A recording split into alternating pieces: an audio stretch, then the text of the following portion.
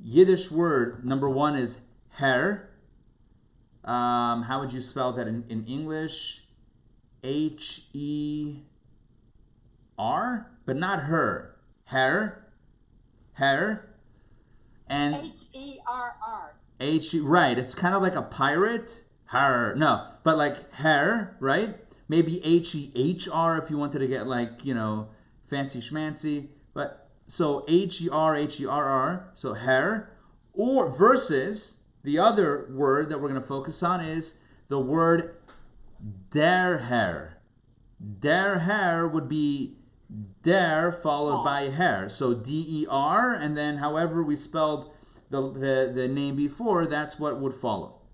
So Herr versus der Herr. Now in English, if you were translating these words, you might use the same English translation for both words, and the translation would be here, like H-E-A-R, right? So to hear would be, to her would mean to hear, right? Der Herr also means to hear, but it actually means much more than just hearing. To explain this, I'm going to use an example to illustrate this idea. But before I do the illustration, let me tell you that we're going to focus tonight on the Torah portion, this week's Torah portion, which is Va'et Hanan, which amongst the themes of this Torah portion, it recalls the story of the giving of the Torah at Mount Sinai. Now, why is this so? I want to give a little bit of background, then we're going to get back into the two Yiddish words and about hearing and the metaphysics of sound. We're going to get to all of this stuff, but just let me focus on the context, because I feel like if we have the context, we're in a good place to launch into this discussion. Here's the context. The Torah is talking about the setting of this Torah portion is at the end of the 40 years of wandering of the Jewish people in the desert. It's the end of the journey before they enter the land of Israel, and it's also, by definition, therefore, the end of the life of Moses. Because God had told Moses that as soon as the Jewish people will enter the land of Israel, he is essentially going to not be around anymore. He's not going to lead the Jewish people into Israel. It's going to be Joshua in his stead who leads the people. Okay, so Moses takes the opportunity, the last 37 days of his life, from the first day of Shvat until the 7th day of Adar, 37 days. And what he does is he gathers the people as a group, as a community, every single day for those 37 days. And he speaks from the heart, he speaks from the soul, and he speaks in an impassioned way to encourage his children, essentially, his people, his flock, to stay true to their mission, to be proud of who they are as Jews, and to remain faithful to God, God's Torah, and God's commandments, the mitzvot. That's essentially the entirety of the book of Deuteronomy. It's Moshe pleading with the people to not lose the faith, or to not go off the rails and abandon the path of Judaism after he is no longer alive. Okay, as part of this communication, Moses recalls the past. And one of the things that he recalls is, remember when we stood at Mount Sinai? Remember when God appeared at Mount Sinai? And this is what he says. And this is what he said. And with that introduction, once again, we have the Ten Commandments that are being reiterated.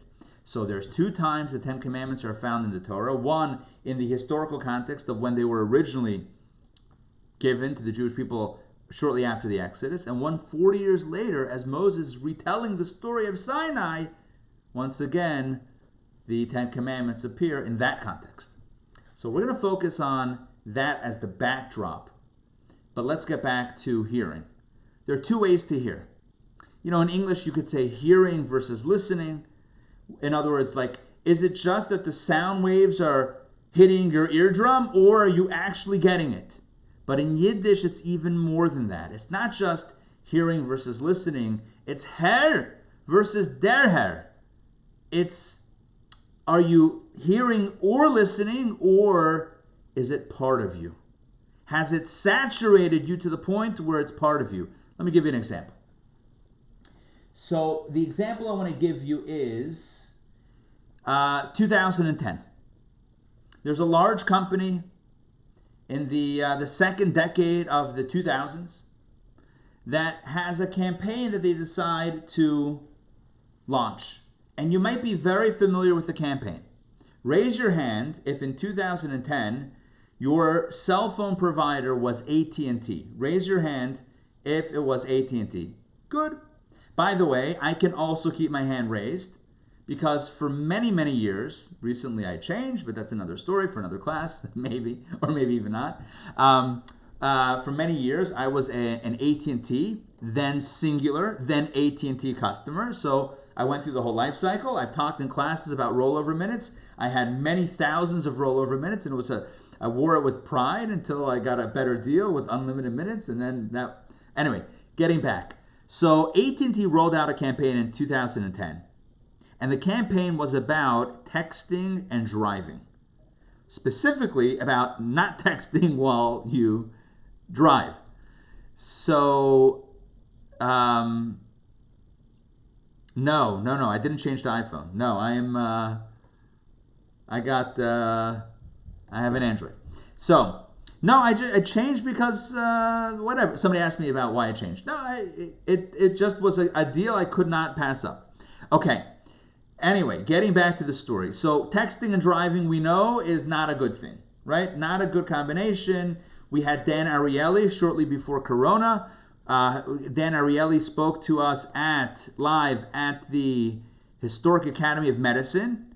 Some of you were there for that evening. He spoke about texting and driving. He spoke about how governments, you have to understand how people think, he said, before passing laws. Otherwise, it may backfire. For example, he said, texting and driving, not a good combination, right? Because it's not safe. So municipalities, governments, states, counties, whatever, ban texting while driving. So what happens? Instead of holding the phone up, people hold it beneath the steering wheel and they're still texting, but now it's more dangerous. So what happens is, if you're concerned about the danger about texting and driving, making fines, making it illegal and having fines for texting while driving, actually, if you know human behavior, it actually will backfire and make things even more dangerous. What's the solution? I don't have an answer for that. Maybe he has an answer for that. Maybe he said an answer for that. I don't remember. But the point is, people think in interesting ways. But let's talk about what we all know to be a problem, which is texting and driving. I'm not going to ask you the question. In the past 12 months, have you at all texted? I'm not going to ask that question. But I'm tempted, but I won't ask the question. But here's my point. AT&T rolls out a campaign called It Can Wait. Anybody remember that campaign? It can wait. Texting while driving, it can wait. A message comes in, it can wait. Wait till you stop driving, and then you'll pick it up from there. Sounds like a wonderful campaign. They poured in millions and millions of dollars, public service campaign. If you're a little bit more cynical, you'll say, yes, it was for the public, but to brand AT&T with this idea, so it was good for business. All right, wonderful, win-win. Let's call it a win-win, right? Actually, no. It wasn't a win-win. Maybe it was one win, maybe for AT&T, but it wasn't a win for the cause. There's no evidence, in fact, there's evidence to the contrary, there's no evidence that that campaign did anything, moved any needles for any percentage of people to get them to not text while driving. Now you could say, well, it's an impossible thing to move, but here's my point. You can ask somebody, take a poll of 100 people, 1,000 people, whatever it is, and ask them, do you think that it's good to text and drive? A vast majority will say, 90% will say, bad idea. Okay? In other words, do we know that it's a bad idea? Yes. Are we doing it anyway? Yes. Present company excluded, don't worry, none of us. Other people, let's make it safe, other people, right? Other reckless people out there, right? But here's the conundrum, or here's the paradox. And it's kind of crazy, right? I'm going to say we, just to, the collective we. We know it's wrong, and we're still doing it. This is the difference between her and der Herr. Herr is, you heard it and you understand it. Der Herr means that it's part of your life, that it affects how you live and how you act. To Herr something means you get it. Or even maybe emotionally you get it. Yeah, maybe you're inspired by it. But you know what? You know what derher means? Derher means that you're changed by it. You're transformed by it. And that's a completely different level. So, to show you an illustration of what it means to derher something, let's read a story together. Let's read a story. Text number 1. Actually, I'm going to read text number 1 because it's a story that also has a bit of a Hasidic analysis that works best in the Hebrew. So I'm gonna need to give a little too much commentary to make it smooth if someone else is reading. So I'm just gonna read it. Okay. What I'm gonna do is I shared the file in the chat. You can open that up. Otherwise, or at the same time, I'm gonna be opening up the file and sharing my screen. Why? Because sharing is always caring. Okay. Ve'et Hanan. All right. Let's keep it moving. Okay, let me tell you where this comes from. This comes from the previous Rebbe's talks. The previous Rebbe, Rabbi Yosef Yitzchak Schneerson, born in 1880, passed away in 1950, the sixth of the Chabad Rebbe's, was a master communicator, just an incredibly gifted writer, specifically writing, just can tell a story or portray a story in writing that transports you there on every level. Here's a story. He writes the story, or he said the story. The story was once related to me in writing, so this is somebody else writing the story to him. Okay, here we go. Here's the story. Buckle up. There was once a chassid. Chassid is a Hasidic fellow who would pray at great length. Now, I feel like I have to jump in right now. Pray at great length. What does that mean? It means to not... Okay. A Hasidic shul, a Hasidic synagogue, I mean a really Hasidic synagogue. So davening, the prayer services start, I don't know, whenever. 9:30, 10 o'clock in the morning, let's say on a Shabbat. And they officially conclude, 12, 12:30, 1 o'clock. A chassid is somebody who 2 o'clock, 3 o'clock is still davening. Why? Because first of all, it's davening. Where are you going anyway? It's Shabbos, right? The challah can wait. It's fine. It's only the longer it cooks, the better it gets anyway. But that's not what a chassid is thinking about. It's thinking about Hashem, God, and prayer. So here we have a story about a chassid like this who would pray at great length. He was an exceedingly simple fellow who in some places did not even know the basic meaning of the word. Still, he would pray at length. Now, you might already be thinking this sounds a little strange. How would he pray at length if he didn't know even the meaning of the prayers? And that is the topic of the actual story. So if that's bothering you, let's keep on going. It was evident from his prayers that they were no mere lip service. He was really praying. And he prayed with all of his energy. The other Hasidim were amazed. When they asked him how he could pray so intently if he didn't even know the meaning of the words he was saying, this is what he answered. I only pray what I heard from the Rabbi. So that's what he said. That is a comment the Rabbi made on the words of the Shabbat liturgy. Okay, his answer was, when I pray, I'm not even thinking about the meaning of the specific words because I don't know all the words and what they mean in the original Hebrew. But what I think about when I say the words is something that I heard from my Rebbe. And what is it? Here we go. I'm picking up the reading from right here. I'm going to say it in Hebrew, and then I'm going to read the translation, and I'm going to explain it. The phrase is, Shamar v'zachar b'dibur echad. This is a refrain, a stanza from the Licha Dodi prayer that is recited every Friday night. Shamar v'zachar b'dibur echad. This is a reference to the Ten Commandments. And Ten Commandments, as I mentioned before, there are two instances of the Ten Commandments, one in the book of Exodus, one in the book of Deuteronomy. And when it talks about the mitzvah of Shabbat, which is commandment number 4, one time it says, remember the Sabbath, and one time it says, observe the Sabbath. Our sages tell us that it's not a mistake. It's not like, oh, whoops, we forgot what the first time said, so you make sure you control F, you make sure you find the words and make sure they sync up. No, one time God said, the two words were actually said by God at the same time, remember and observe. So, Shamar v'zachar b'dibur echad. Remember and observe were heard in one utterance, in one utterance, in the commandment to remember and observe the day of Shabbat. Back inside. On this, our Rebbe explained, in your every utterance, remember and observe the one. again, it works in the Hebrew. Shamar v'zachar b'dibur echad could mean remember and observe, were heard or spoken in one utterance. But the deeper meaning is shamar, observe, v'zachar, and remember, b'dibur, in your words, echad, God who is one. Everything, whenever you speak, especially words of prayer, you should be thinking and remembering and watching. In other words, you should be aware of echad, one.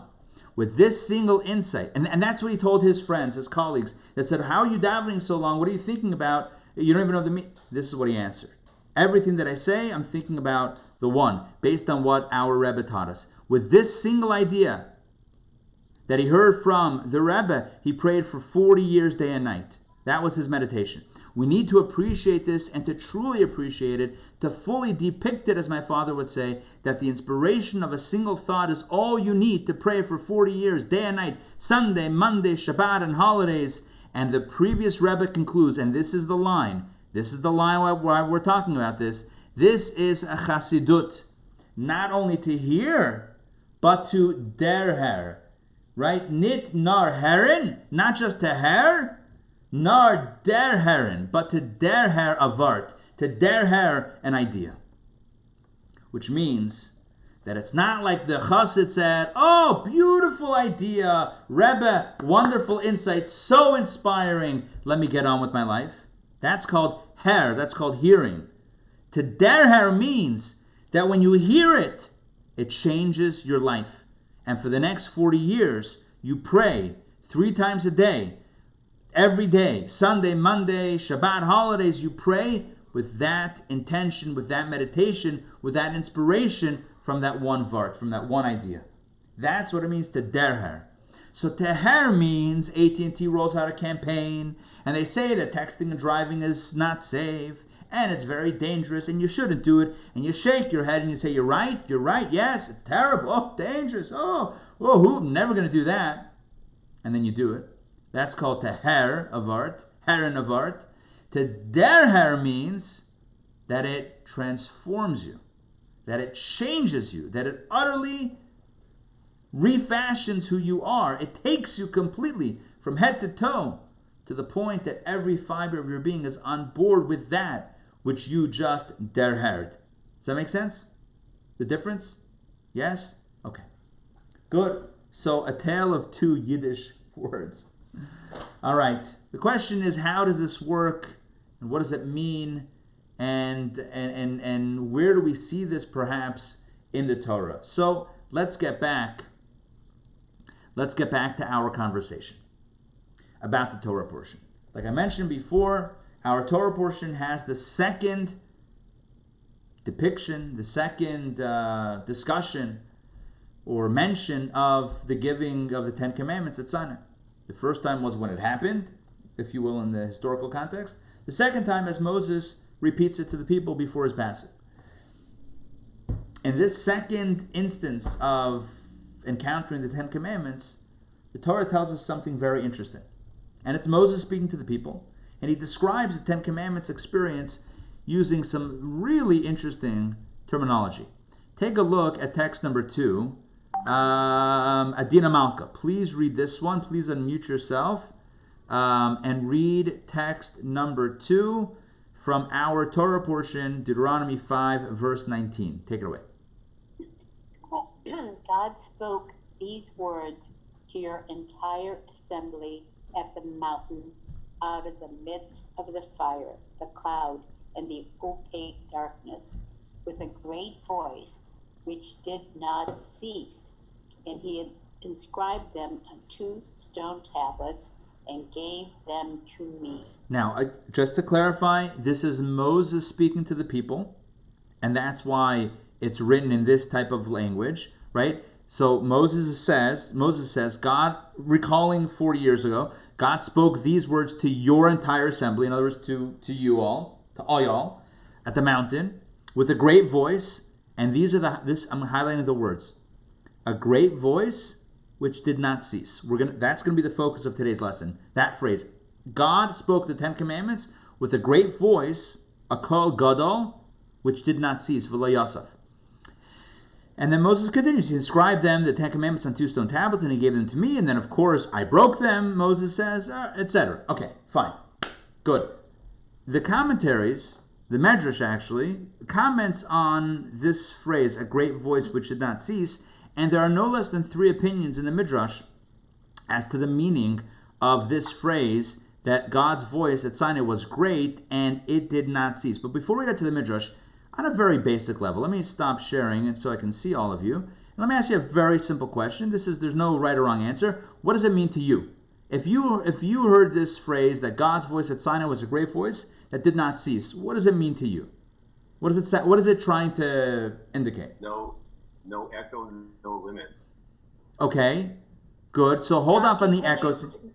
God continues to speak to me through the voice at Sinai even today. Excellent, perfect, right? God's voice is not ending in a time period. It keeps on going throughout all time. Excellent, right? It's a booming voice. It's a loud voice. What else? What else does it evoke? With no end and no beginning. Okay, it's infinite voice. Okay, good. What else? Kol gadol v'lo yasaf, a great voice which does not cease. Okay. So I just wanted to get a take the temperature of the room, so to speak, regarding this. Although it's a dangerous thing to say nowadays. Or not dangerous, but okay. Sounds like a chazan I know. Oh, a great voice that doesn't end.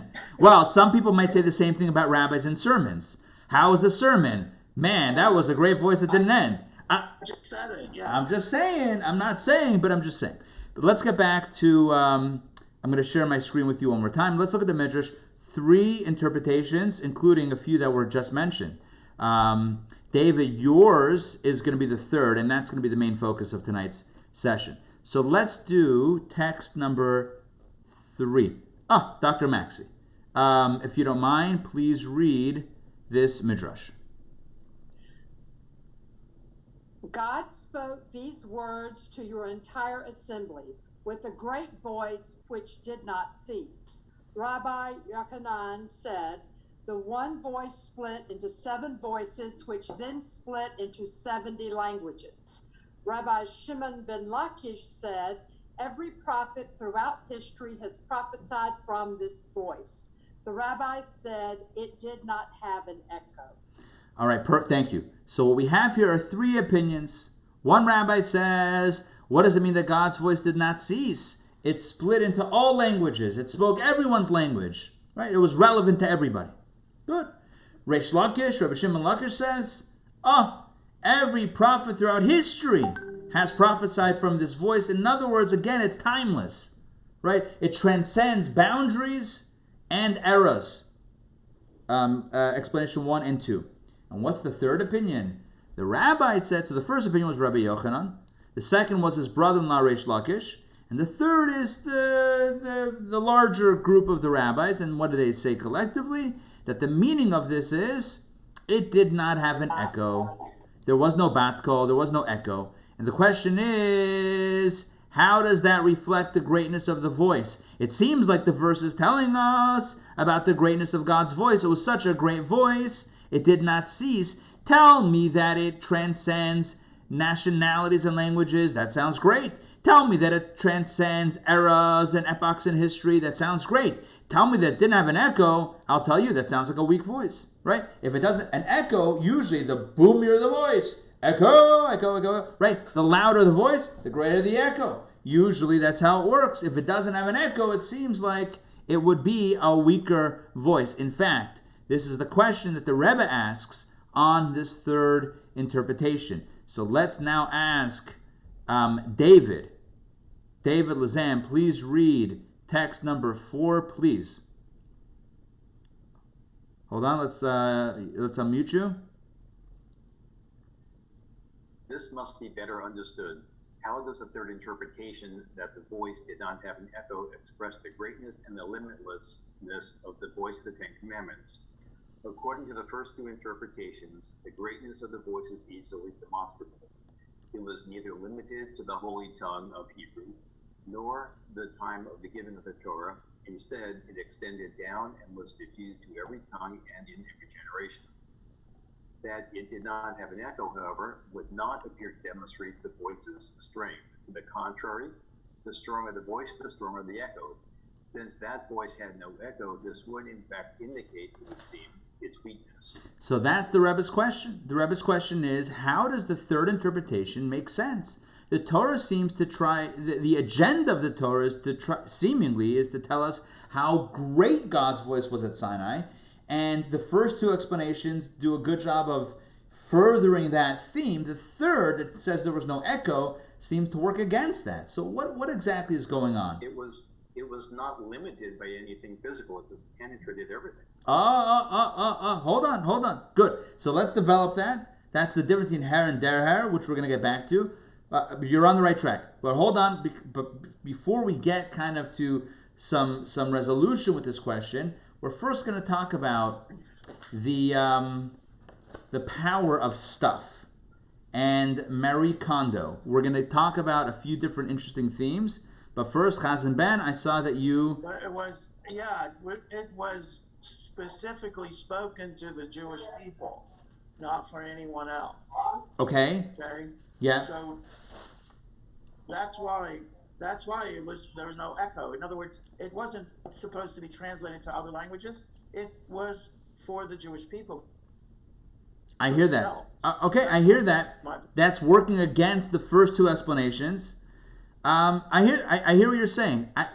Hold on, because we're going to see, I think... And you know what? They didn't have your... The rabbis of old didn't have your technical abilities, so they didn't know anything about reverb. Right, exactly.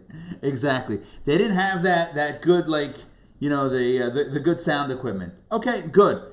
So let's now continue by talking about Marie Kondo. Who is familiar with Marie Kondo?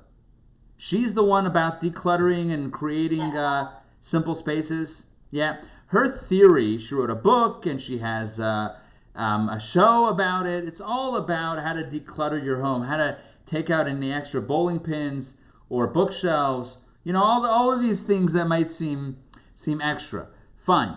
So get rid of it if it doesn't give you joy. Oh, 1 second. I'm about to get that. So what does she say? Her suggestion is that you take something and you hold it in your hands, and you kind of you connect with it, and you ask yourself the question, or you kind of feel, and it's a simple question: does this spark joy? Does this item spark joy within? And if it doesn't spark joy, it's out. If it does spark, I told my kids, you better spark joy within me. I'm kidding. That was a joke. Seriously. All right. So if it sparks joy, it's a keeper. If it doesn't spark joy, it's your brother's keeper, right? Then it's out, right? If it's joyous, good. If not, boom. See you later. So this sparks joy. L'chaim. This, no. I'm kidding. For me, whatever. My kids, that's another thing. So everything can be assessed this way, which almost gives an energy, a personality to stuff. Think about it, right? It almost gives some sort of voice, vitality, energy to the stuff that we own. Many of us think of stuff as stuff, but she's saying no. Listen to the stuff. Right? Pay attention to the stuff. Does it make you feel something? If yes, good. Feel something good, joy. If yes, great. If not, discard it. So go through your closet, she says. Take out all your clothes. Put it on the floor. Pick up each garment and ask yourself, does it spark joy? If not, out it goes. And that's how you get rid of stuff. That's what she says. I'm not going to weigh in any further on the philosophy or the technique or the benefits of it. That is what it is. Okay. What's interesting is that Judaism actually says kind of a similar thing about stuff. That stuff can have a personality. And even stuff can take on an energy from that which is happening around it. And let's look at some Jewish sources that I think will put a smile on your face and it's kind of cool. So let's jump it back into the text. I'm going to share my screen once again, and we are going to begin with text number 5. So let me pull it up. Text number 5.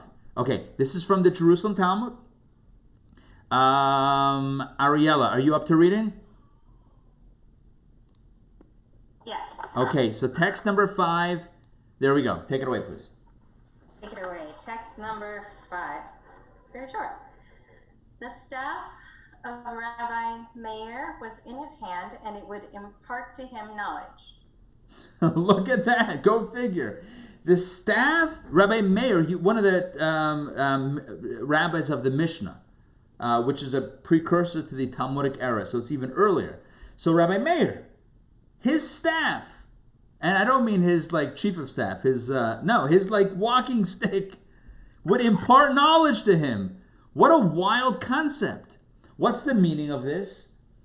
The understanding in within the commentaries is that the fact that Rabbi Meir was holding this stick constantly, his own wisdom kind of infused the walking stick, which in turn re-infused him with wisdom as well. It was the symbiotic relationship. By the way, if he was picking up his stick asking if it sparks joy, he would say, I don't know, but it sparks wisdom, so I'm keeping it. That's my assumption. I wasn't there, but that's what I would say based on this Talmudic idea. The point is, an inanimate object, an object that does not seem to be alive in the conventional sense, it's just a stick. Nonetheless, it imparted, and it was imparted, knowledge. Vihi haita melamto da'at, it says in the Hebrew. This stick, in the feminine, she imparted wisdom to him. Amazing. All right, text number 6. Yeah. This was the iPhone, the smartphone. Oh, the question is, do smartphones make us smart or make us the opposite of smart? I remember growing up, I knew numbers by heart. Today, you kidding me?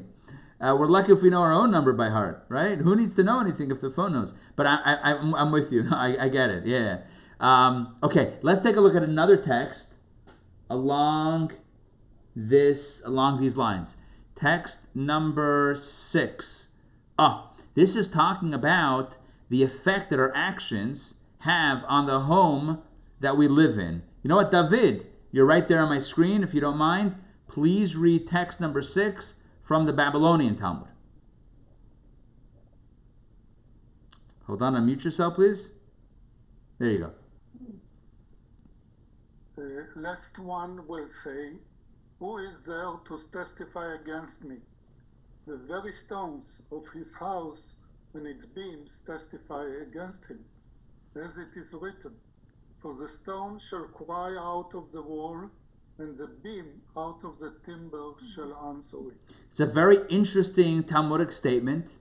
The Talmud is essentially saying, if a person thinks that they can get away with stuff just because no one's around to see, the Talmud says, if you think that, everything comes back around.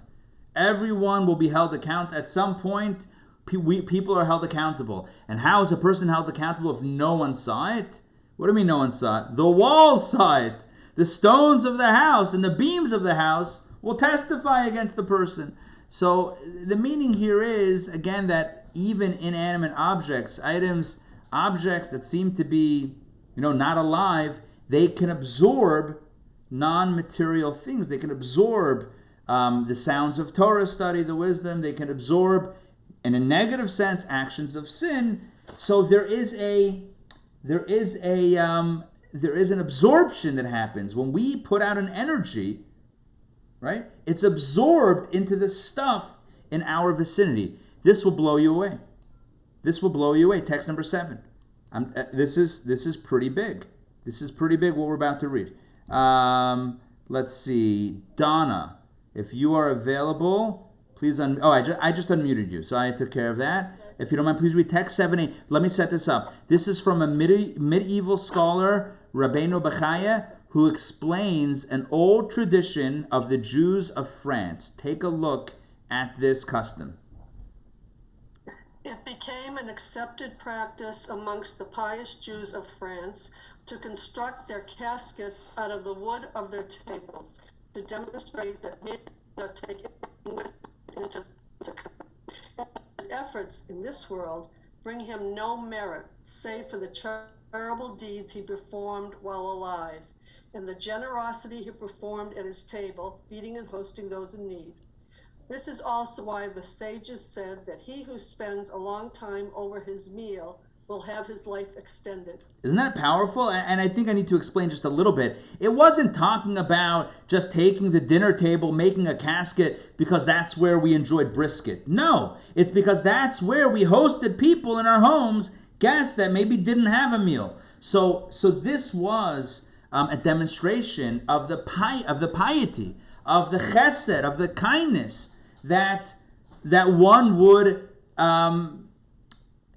that a person lived by. So it was a custom that people would have the caskets made out of their dining room tables, because that's where they hosted people for meals, that's where they fed others, and that's where chesed, that's where these beautiful mitzvot, caring and taking care of someone else, that's where it happened. What a beautiful custom. But you know what it also means? It means that on some level, the table was imbued with the kindness. The table was not just a table. The table bore testimony, right? The energy of the table was affected by the acts of kindness that were performed at that table, by the food that was served at that table, by the words of Torah that were discussed at that table. It penetrated the table. And what better testimony, what better witness to testify about a person once they cross over to the other side than the wood from the table itself that serves as their casket. That was an ancient,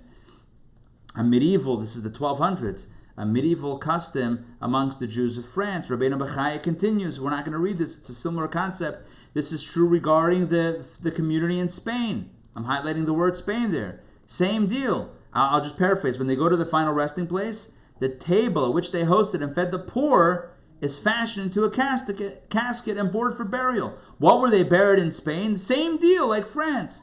From the tables at which they hosted and fed the poor, because that was where they did the mitzvah of feeding the poor, of helping others out that were in need.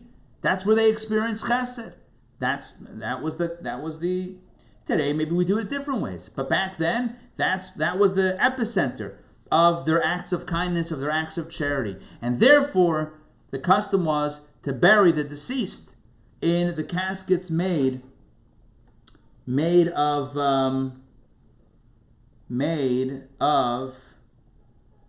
the tables. Hold on, give me 1 second. Okay, question just came in. Okay, fine. Getting back.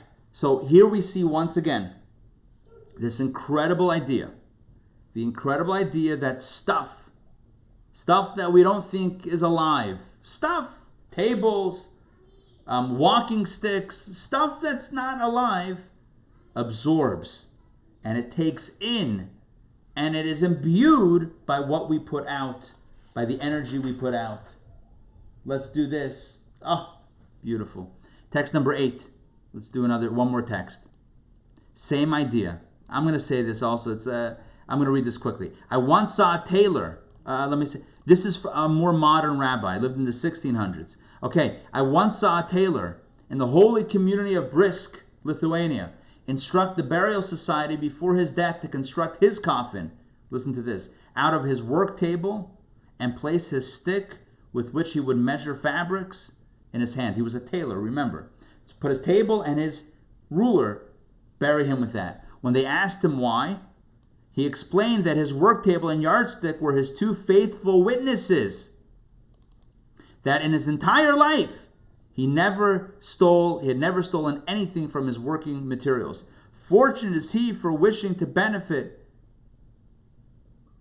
only from the work of his hands and not from theft. Basically, he was a tailor. You know how it is with tailors, and not with tailors. We're saying, the temptation with being a tailor is the customer brings you fabric, and you make the suit or the dress or the garment out of the fabric, and you have extra fabric, instead of returning it to the customer, you tell the customer you used up all the fabric. Meanwhile, you have some extra fabric. So what did this tailor do? This tailor said to the burial society, the Chevra Kadisha, he said, bury me in my work table and put my stick in my hand, because as a testimony to testify, because they're my witnesses that I never took an extra piece of fabric or material in my entire life. Never stole, never misappropriated anything, always was honest. And I want the... So what, again, what's the message? How when we do something, when we say something, the way we act has an imprint, creates an imprint on the world around us. It's being absorbed. It's being absorbed in the fabric of existence around us. And my friends, this is the meaning of the no echo. And this is something that I believe David was talking about before. And that is same difference between her and derher. You see, it's one thing for sound or actions to hit some other surface, but it's quite another to penetrate that surface. These stories remind us that the walking stick of Rabbi Meir, the home, the stones of the home and the beams of the home in the case of somebody doing something not so right, the dinner table in the home of someone who shares their food with others, and the working table of a tailor and the ruler of a tailor who does not steal the fabric, the materials, all of these are imbued with the energy of those acts for good or for the opposite. But penetrate our actions and words do, because what we do does make a difference. When did that begin? Wherein do we have the power? Where lies our power to affect the world around us? This begins at Sinai, and that is the message, the deeper message of the Torah when it says in this week's Torah portion that God's voice was great and it had no echo. What's the meaning of that? Something, when there's an echo, what does it mean? That the sound waves hit something, a solid substance, and bounced off. The reverberation causes the echo, which means that the voice did not penetrate. Because if the voice penetrated, guess what? No echo. It's only when it doesn't penetrate, when the sound waves hit something solid and bounce back, that you hear what we call in Hebrew the bat kol, which means the daughter of the voice, which means a second iteration of the sound wave, one way and coming back the other way. That second wave of the sound is what we call echo, and it's indicative of a sound that does not penetrate. But at Sinai, God's voice was so great, was so all-pervasive, that there's nothing in creation that could withstand God's voice.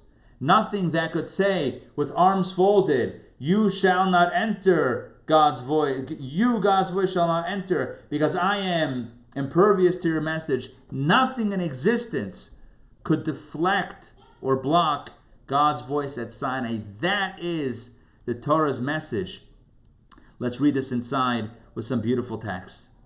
Here is how the Rebbe expresses this. The Rebbe asked the question before, what's the meaning of no echo? It seems like the bigger the voice, the bigger the echo. And the Rebbe says, no, not at all. The deeper the voice, when I say deeper, I don't mean baritone. What I mean is the deeper the voice, the more penetrating the voice, the less of an echo there is. Ray, will you please read?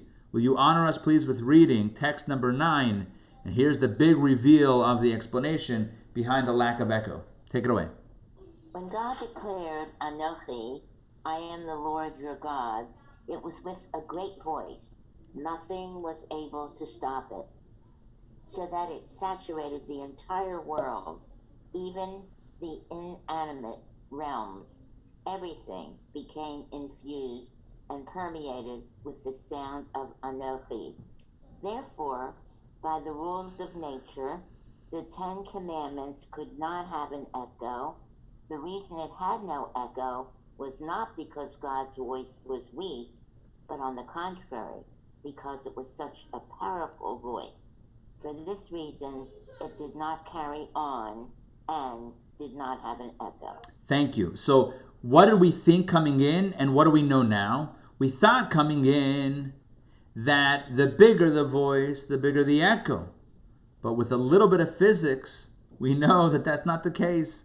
An echo is produced when the sound waves do not penetrate. If the sound waves penetrate, there's no echo. That's why if you go to a recording studio, there's a lot of absorption materials. There's a lot of materials, acoustic materials, that absorb the sound. Why? Because you don't want an echo. Unless you do, and in that case, you do want an echo. But if you don't want an echo, you put in soundproofing. By the way, Chabad in town. I know it may have been a minute since everyone's been there, or since many of you have been there. But if you look up in the ceiling in the synagogue, you'll see long panels hanging from the ceiling between the lights.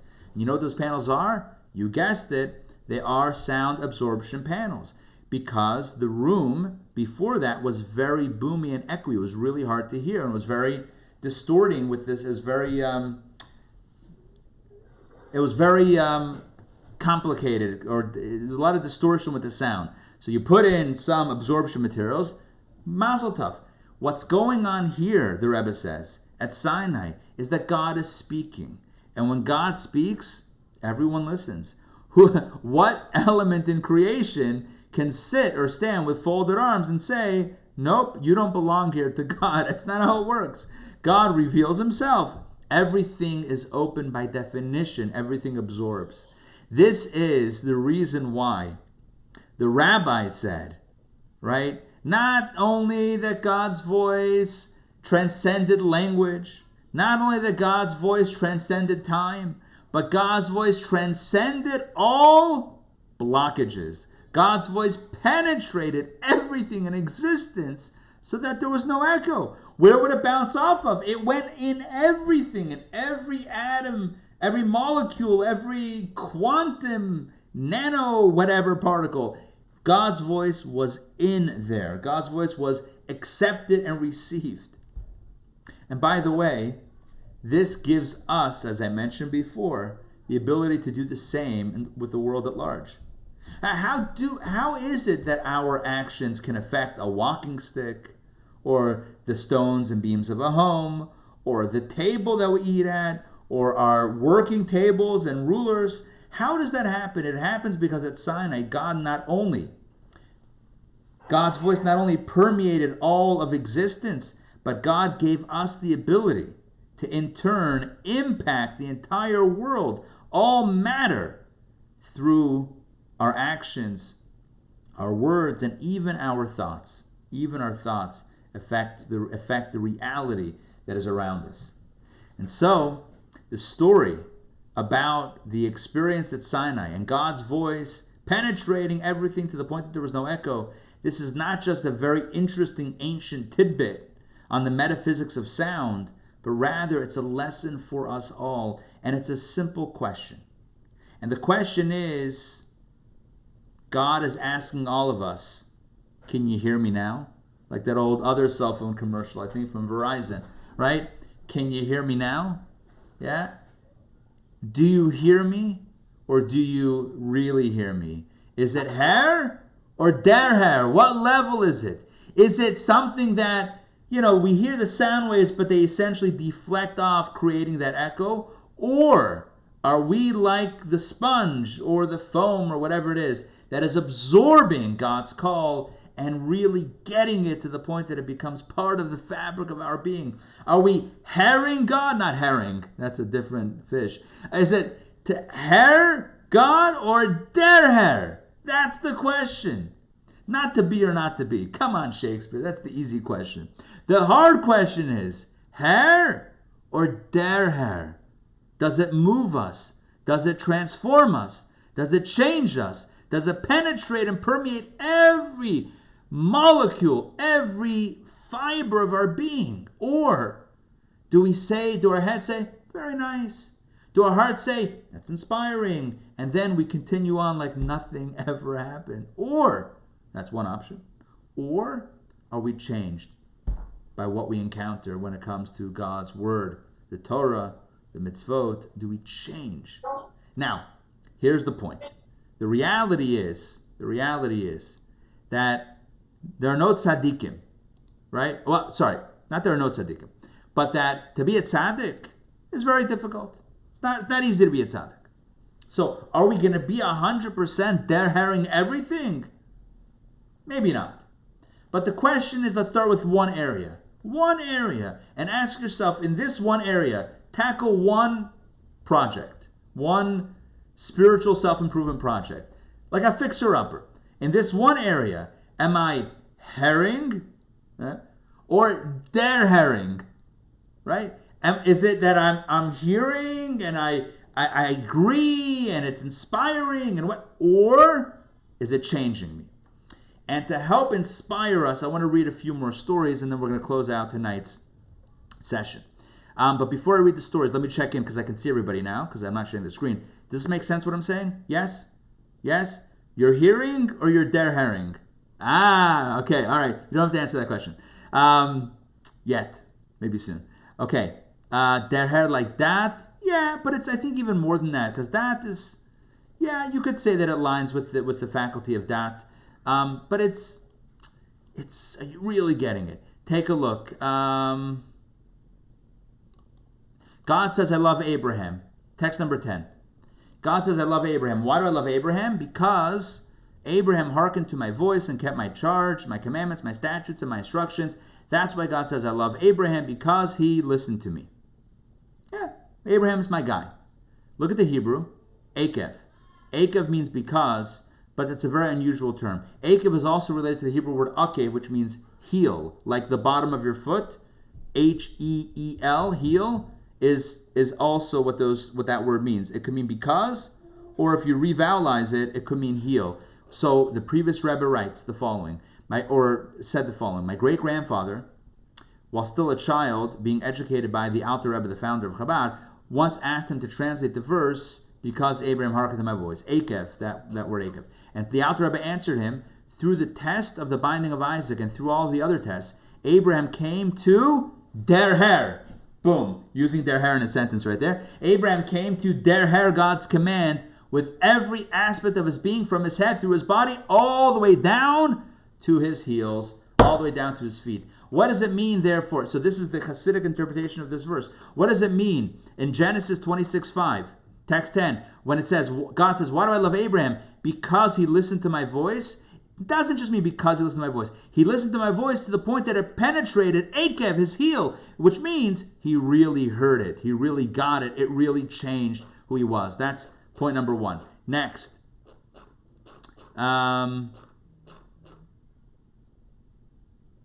Here we go. A Hasidic Jew knows well the meaning of the word derheren. We have discussed the difference between heren and derheren at length in the past. By heren, I don't just mean the mechanical act of listening with one's hearing organ. Simply hearing with one's ears doesn't mean that one has really heard. It might just go in one ear and out the other, as they say. By heren, I'm referring to the sense it is used in the verse, speak for your servant hears, where the meaning of hear refers to understanding. It is the head that hears, that is, one hears with the power of comprehension. As it says, the ear discerns words, which refers to understanding that which one has heard. Now, which refers to understanding that which one has heard. It's a bulky sentence in English, but it works ultimately. Here's the point. He says heren, not derheren. Heren is also pretty deep. It doesn't just mean the sound waves hit, it means you understand it, but it's still not derheren. But derheren is something else entirely. It's even greater than understanding. It's when the ear that hears conveys that thought, the derher, into every organ in the body. In other words, it permeates, it penetrates every fiber of our being. It's not just understood and even appreciated, and there's a nice clap, bravo, it made so much sense, oh, I love it. All of that is still heren. Derheren means that it moves you, that it changes you. The previous Rebbe continues. The entire purpose of working on oneself, spiritual self-improvement, the entire purpose is that there should be a derher. That's it. What does it mean to work on oneself? That you move what you know into a state of derher. There is heren, and then there's what we call derheren. To hear is also important, but it's only hearing. You can hear one thing and then hear another, even if it contradicts the other. Derheren, however, is to engage with a thing so that it matters and leaves no room for anything else because he is so preoccupied with it. Therefore, the difference between hearing and derheren is that the hearing bears no results. While listening, he was engaged and did not hear anything else, but that is all. Practically, it is irrelevant. I'm going to skip text 13, which is a wonderful story. Text 14, also another wonderful story. And I think that takes us to the end. Okay, there's great stories, but it's a little bit too long to share right now. So what's the point? What's the moral of the story? We kind of made full circle, and we had a nice exploration and interpretation of the Ten Commandments narrative in between. How do we start? With AT&T. You can hear and you can understand, and it makes 100% sense, and you'll agree 100%, and you really mean that you agree with it, and yet not going to change the behavior. Still going to go back to the other behavior. Why? That's an example of heron, but not der heron. You heard, but it didn't permeate. It didn't penetrate every fiber of your being. The goal is der heron. Now, is it going to be true in 100% of the values that you believe in? That might be a tall order, but start with one. Listen, not start with one. We all have many that were der heron. That's already on that level. But take one more. Take one more value, one more ideal, one more mitzvah, one more Jewish idea that you believe is true, that you nod your head about, right? That you're yes, I agree. But maybe when it comes to, what do they call it, brass tacks, when it comes to other expressions that we could say, but we'll keep it clean. When it comes to the bottom line, maybe we're not always right there, or as right there as we should be. So let tonight's class inspire all of us, myself included, in any area that we're not der herenzich, that we're not really taking in and absorbing the message, that we should be like the world at Sinai, open to the message and totally receiving. Not blocking, not getting defensive, not like, yeah, but I agree, however, maybe tomorrow. No defensiveness, no blocking, no kung fu, just allowing the truth to move in us and to move through us and to guide us in our behavior from our head, our understanding, down to our torso, to our emotions, but down to the feet, to action. And may those actions and our commitment to move with the rhythm of God's voice, may that tip the scales and bring that divine reality back into the world as it was at Sinai, infusing the world with the reality of the truth that no one can deny ultimately. With the coming of Mashiach, may be speeded in our days, and bring with it only blessings and health and happiness and peace, and in a timely fashion, the third temple, so that we don't need to fast tomorrow night, because who has time for that stuff? Who has time to fast tomorrow night for Tisha B'Av? Let's have the third temple, and let's have it as a day of celebration, right? So let us say Amen. All right, thank you all for joining me. I hope everything made sense in the progression of the class, and I hope you understood I hope the insight made sense, the one about the echo and the lack of echo and why that's important and how we can all integrate that in our lives. All right, Chazan Ben, yes. You got on mute. No, we can't hear you. Okay, so I just unmuted. Got it. But often in life, I think that the word heron, if you reflect on it for a period of time, can really lead to der heron. Yes. I think that was the message. Yes. Because you start with heron and reflect on that, it can lead to der heron. No matter how you feel about at the time that you are using the heron, that you're listening, but if you reflect on it long enough, it can lead and hopefully will lead to der heron. Yes, I agree. As in your lesson. I agree. Thank you. Prolonged exposure can always lead to good things. Now, the truth is the same thing works with herring. I know it's not the same word, but first you eat your herring, and then you eat the other guy's herring, their herring, right? That herring is also good. So you ate your own herring, but then you ran out of your herring, so there's their herring, which is... Only if it's machos, yeah. There you go. Reva wants to say hi. Reva, say hi. Hi, Reva. There you go. Oh, Reva's ready to roll. Reva, do you hear? Yeah? The hairs or the der hairs? All right. That's the question. That's the question. How is she doing? Does she hear or does she... No, she's good. She's der herring all the time. Ultimately, she will. Yeah, no, she's already there. She's already there, right? Oh, wow, okay. Yes. Fantastic. Right? Fantastic. Yes.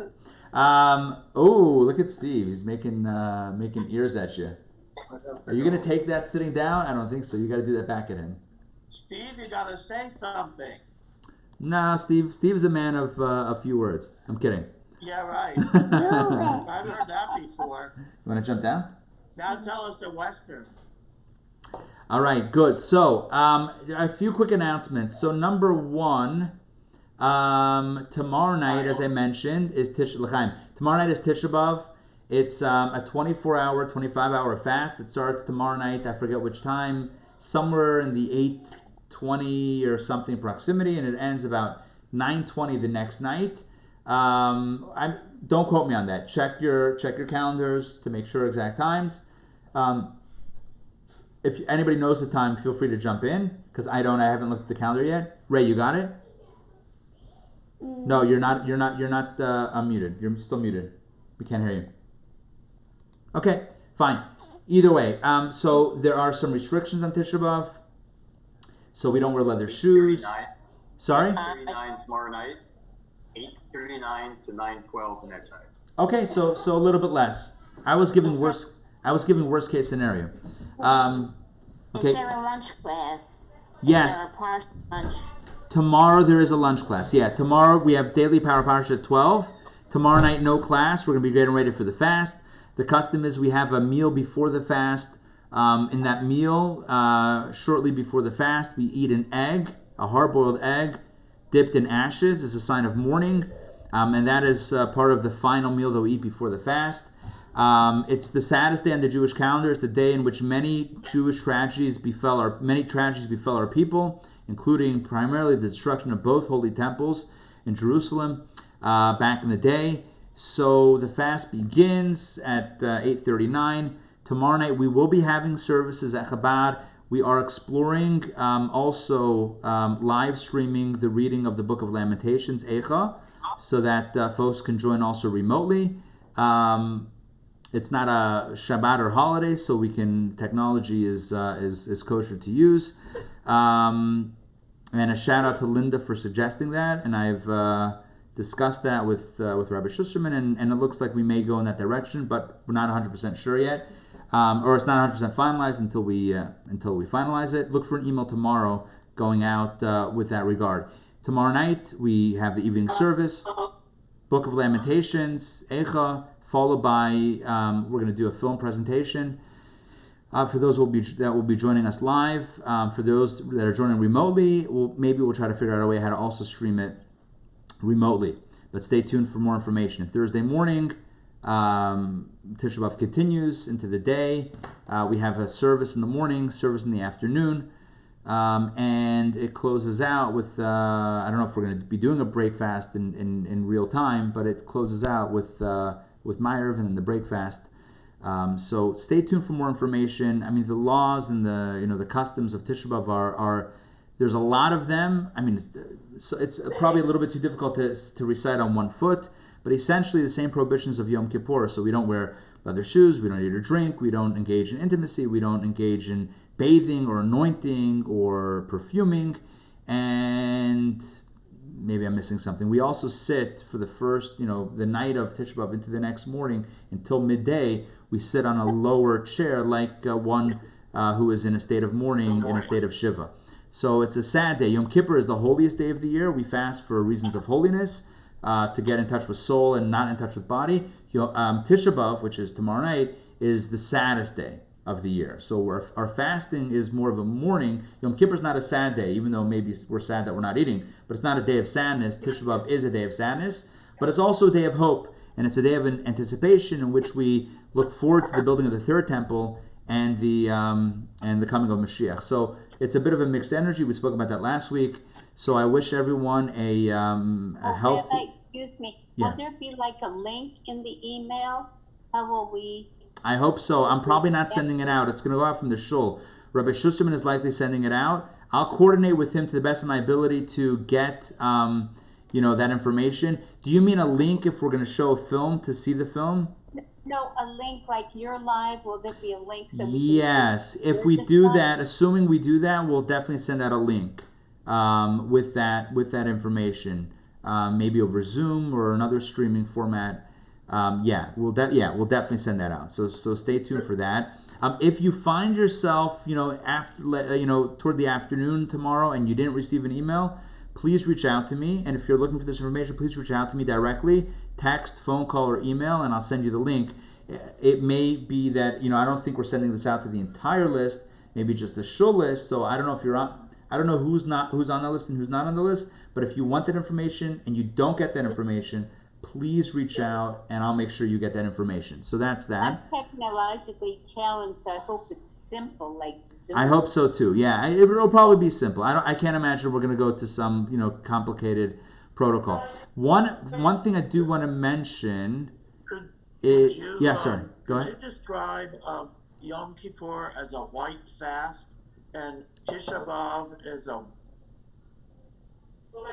black fast? No. No, I see. One is about the holiness and one is about the sadness.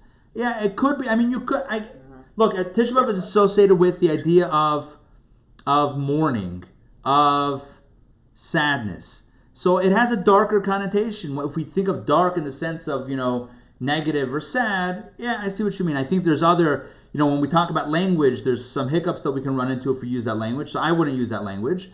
But I think I understand the sentiment behind it, and not the polarization that could be construed. I don't mean to be negative. I mean to say that it's such a sense of mourning because we lost so much. Correct. Whereas on Yom Kippur, we're seeking forgiveness. Correct. And we are.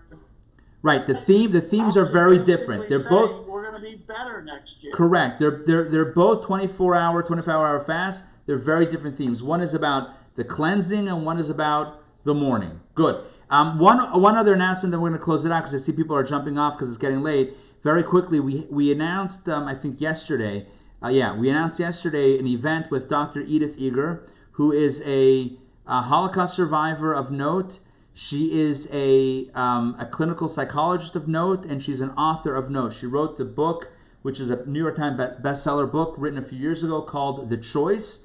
And The Choice is about her experiences in the concentration camps. She has been very gracious to agree to speak for us. She's in her 90s and she does not do a lot of speaking engagements, but we worked hard to secure her speaking for us. And the event is taking place Thursday, August 20th. So please join us on Thursday, August 20th. At 7 p.m. It's going to be a live online conversation with her. She'll be sharing her story and sharing words of inspiration for our times. One of her main themes is, and this was also her clinical work in psychology, working with patients, is the notion of recovering and overcoming trauma. So this will be a theme that we speak about, certainly in the context of the collective challenges that we're all facing right now. More than ever, this is a timely conversation. So join me for this. It's also always a privilege to have a survivor speak with us. So join me for this conversation. It's the event we're hosting this event, or the platform that we're using for this one is Eventbrite. The website is edith.eger.eventbrite.com. I think something like that. So just look up Edith Eger, look at the email, or message me and I can get to the information. But please join us for this very, very memorable, once-in-a-lifetime, truly, event with her. All right, it's great to see you all. Have a wonderful evening. Have a good night. See you tomorrow. Good night. And Good night, please, God, let everybody. Mashiach come and let us not need to fast any longer. We'll see you soon. Take care. Amen. Take care. Bye.